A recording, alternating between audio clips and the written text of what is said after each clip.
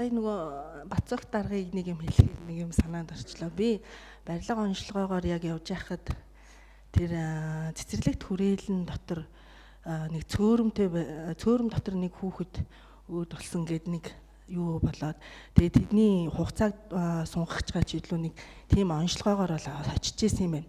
Тэгээд нэг юм сануулсан нь болохоор зөвхөн энээс гадна цэцэрлэгт хүрээлэнд хувь бизнесмен бол авцсан байсан.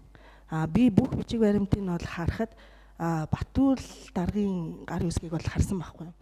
Тэгэхээр ганцхан энэ иргэн хүн юм аваад бариад бизнесмен хүн бариад болж байхад нийслэл нийгэмдээ зориулсан бас сайхан ийм хятадын засгийн газраас бас тусламжаар орж ирж байгаа ийм том бүтээн байгуулалтыг бас дэмжмээр бас санагдчихээн. Гэхдээ бол газрыг бол бас байршлын солиосоо гэдгийг бол хорон дээр бас саналаа хэлжсэн.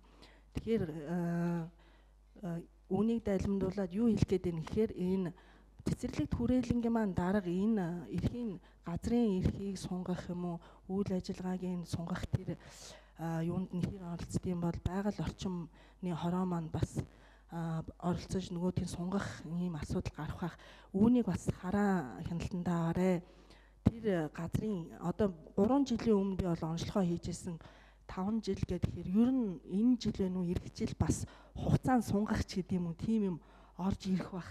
Тэгэхээр үүгээр бод хязгаарлаж байгаа юм биш.